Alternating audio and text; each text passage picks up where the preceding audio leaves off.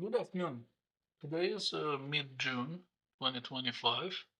I am Sergey Karpov, head of Clio Research, and this clip is about one of the projects that have been done by the company lately.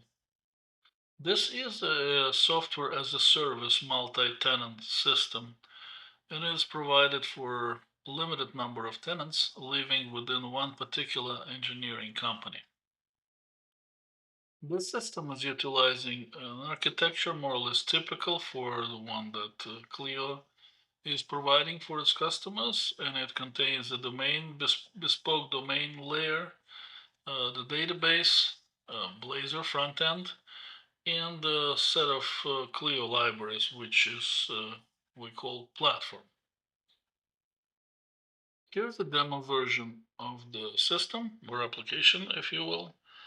Uh, and we can use it to just demonstrate how it works. This is the system in action. More or less clean Blazor typical layout is used with the sidebar as a navigation and the main area that shows the content. Telerik control suite is utilized here. We have trees, hierarchical representation, of course, grids and forms on it. Here is, for example, another tree right here. A little glimpse of a database which was also a part of all this development, since the data modeling and the database design was done by Clio. I, of course, purposely make it not very readable because it reflects the customer data, but it gives an impression of how the complexity or lack thereof of the database, the general schema, and the primary foreign key relationship arrows that we can see here. Now, during the past few years, I did develop a few Blazor professional systems and a few technical solutions and design solutions alongside with them. I think these would be interesting to take a look at in a greater detail, and I will try to produce a few more clips just about the aspects of the Blazor design. Getting back to this project, I wanted to stop at just two specific aspects of it. One is that the whole system is utilizing MVVM structure. VM, model view model, usually is associated with the WPF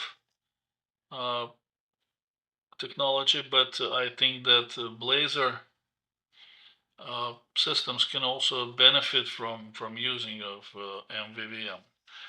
So model view model. View is made as a pure markup. There is no code behind, none whatsoever.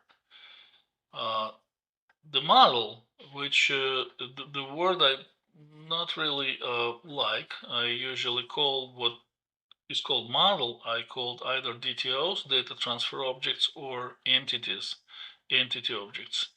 Again, the purely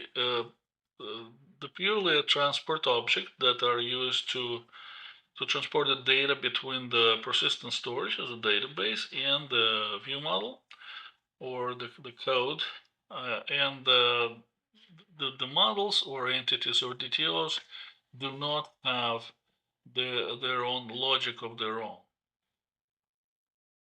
And of course, a view model, which has it all. Firstly, it has a bound properties and collections. It has in-proc or external remote services, and it has commands. So view model glues together everything, including the views, models or DTOs, and everything else that is needed to make application run. So the second and last aspect to consider here is end-to-end testing. End-to-end testing or functional testing of UI products is actually a big questionable thing.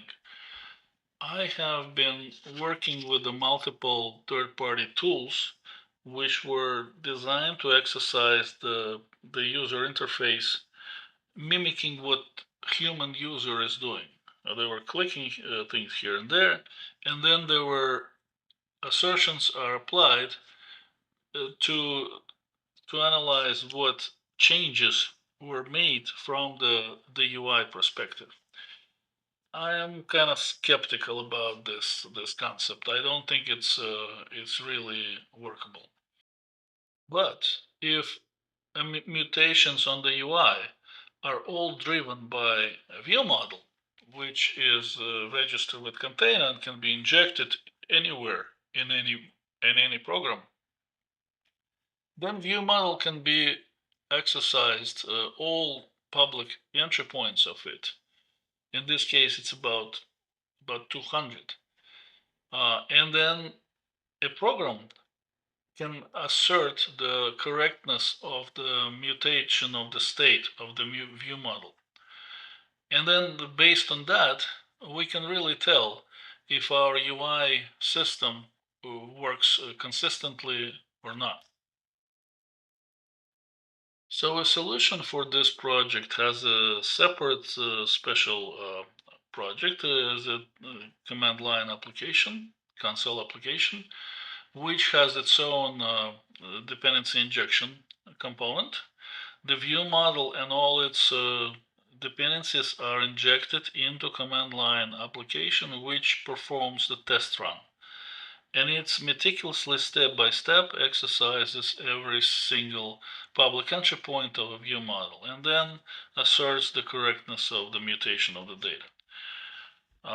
This way, the end-to-end test is performed. This action could be performed either manually or incorporated in CI/CD cycle, and this way we have a very good idea about the integrity and the correctness of the application as a whole. So that's about it.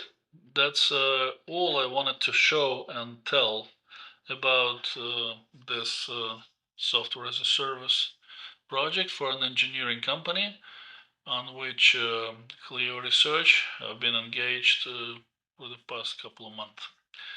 Thank you for watching.